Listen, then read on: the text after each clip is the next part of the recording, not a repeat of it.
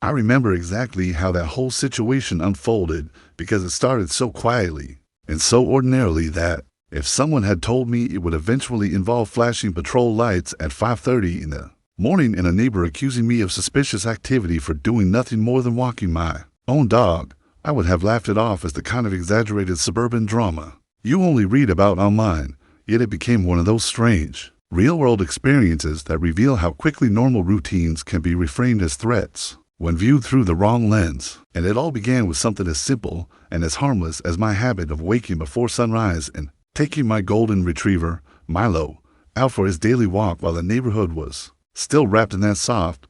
gray silence that exists in a fragile space between night and morning. I have never been much of a late sleeper, not because I am especially ambitious or driven, but because my body seems wired to surface from sleep long before the rest of the world stirs. And over the years I came to appreciate those early hours for their calm honesty, for the way the air feels cleaner and the streets look almost unfamiliar without traffic and noise. And when I adopted Milo 2 years ago, that routine naturally expanded to include him, because large dogs need consistent exercise and because the cooler temperatures before dawn are kinder to thick golden fur than the heavy heat of late morning. So we settled into a steady pattern of stepping outside around 5:15, leash clipped securely, waist bags tucked in my pocket, moving at an easy pace along the sidewalks of our quiet suburban neighborhood where the houses are evenly spaced, the lawns neatly trimmed, and the unwritten rules of order and predictability hover in the background of daily life. Milo is not the kind of dog that causes disturbances.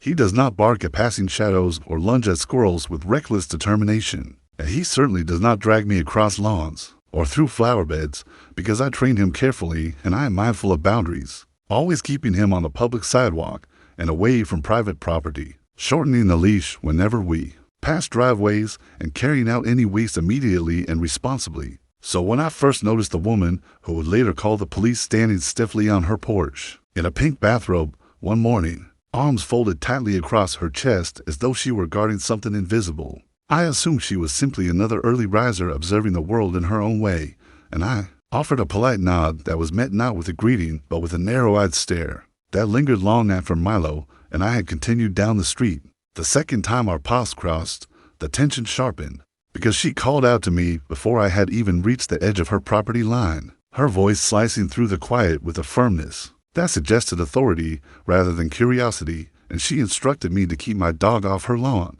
despite the fact that Milo's paws were planted squarely on the concrete sidewalk, at least 3 feet from the border of her grass. And although I calmly gestured to demonstrate that we were not trespassing, she watched us with a look that suggested she believed she was witnessing something more sinister than a man and his dog completing a daily routine. And when she added that it was strange to be out so early, that normal people were still sleeping at this hour, I realized that her concern was not about grass or boundaries, but about perception, about the discomfort that can arise when someone deviates from what she considers ordinary behavior. At first, I dismissed it as harmless suspicion, the kind that fades once familiarity sets in. Yet over the next week I felt her gaze repeatedly from her porch, or through the faint shift of curtains in a front window, and although Milo remained blissfully unaware of the scrutiny directed at us, I began to sense the subtle weight of being observed, which is an odd feeling when you know you are doing nothing wrong, yet understand that someone nearby has already decided you represent something questionable.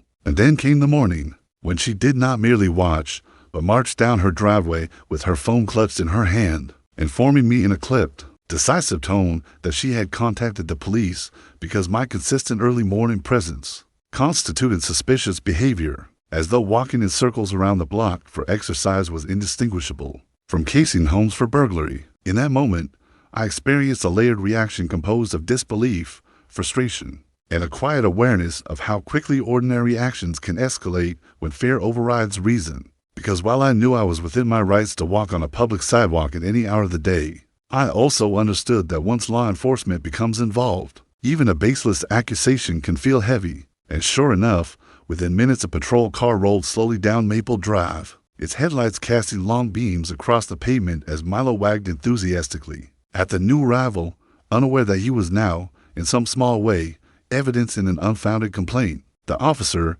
who stepped out of the vehicle carried himself with a calm professionalism that immediately diffused some of the tension, And when he listened to her explanation that I was repeatedly circling the neighborhood before sunrise, that I appeared to be looking around too much, that this pattern was unsettling, he nodded politely before turning to me and asking for identification, which I provided without hesitation because transparency seemed the most sensible response. And when he confirmed that my address was indeed 3 streets over, and that there were no reports of disturbances or trespassing associated with me, he gently explained to her that walking a dog early in the morning does not constitute suspicious activity under the law, that residents are free to use public sidewalks at any time, and that without evidence of wrongdoing there was no basis for intervention, though he did encourage all parties to remain considerate and civil. As the patrol car eventually departed and the street returned to its earlier stillness, I felt a mix of vindication and exhaustion, because while it was reassuring to have the situation clarified so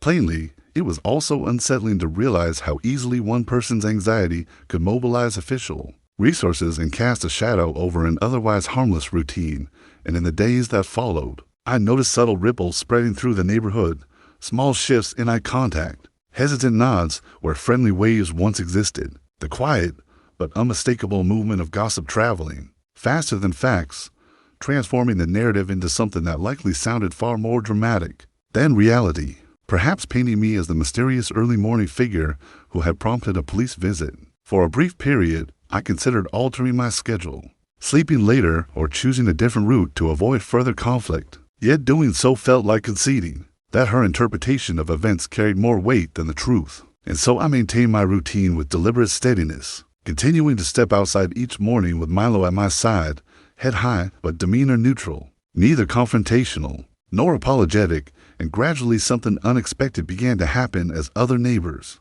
perhaps motivated by curiosity or solidarity, started emerging at similar hours with their own dogs or jogging shoes, greeting me casually and falling into step alongside us, creating an informal early bird group whose presence reframed the once suspicious scene into a communal pattern of healthy, ordinary behavior. With more people sharing the sidewalk, the narrative shifted naturally, because it is difficult to label an activity as threatening when it is openly practiced by multiple residents in plain sight. And the woman who had once stood rigidly on her porch shouting accusations now seemed to retreat indoors as our small procession passed by, and over time the tension softened into a kind of uneasy neutrality until one chilly morning months later when she stepped forward again. No robe this time, her posture less defensive, and acknowledged that perhaps she had overreacted, though the words stopped short of a full apology, and I responded not with sarcasm or resentment, but with a simple recognition that fear can distort perception, especially in a world where headlines and online stories amplify worst-case scenarios to the point that ordinary acts can appear threatening. Looking back, the entire episode revealed something larger than a single disagreement about timing or sidewalks, because it illustrated how easily suspicion can take root in environments that value predictability above all else, and how deviations from unspoken norms, even something as trivial as walking a dog before dawn, can be interpreted as warning signs rather than personal preferences. Yet it also demonstrated the quiet power of consistency in community, because by continuing my routine calmly and responsibly, and by allowing other neighbors to witness the reality of what I was doing, the exaggerated narrative eventually dissolved without confrontation or escalation, leaving behind only a subtle lesson about perspective, patience, and the importance of grounding assumptions in evidence rather than fear. Even now, when I clip Milo's leash in the early hours and step into the cool pre-dawn air, I am reminded of how that stillness once carried an undercurrent of scrutiny, yet it has since returned to being what it always was, a peaceful space for reflection, for steady footsteps on pavement, for the gentle rhythm of a dog's tail swaying in quiet contentment. And as we pass the house where suspicion once flared so brightly, I keep to the sidewalk not out of obligation, but out of habit and respect, recognizing that coexistence in any neighborhood depends less on rigid enforcement and more on mutual understanding. And while the memory of flashing lights at sunrise still feels surreal, it ultimately reinforced a simple truth that often gets lost in moments of fear. That sometimes the most powerful response to misunderstanding is not confrontation, not retreat, but the steady continuation of ordinary life, one calm, early morning walk at a time.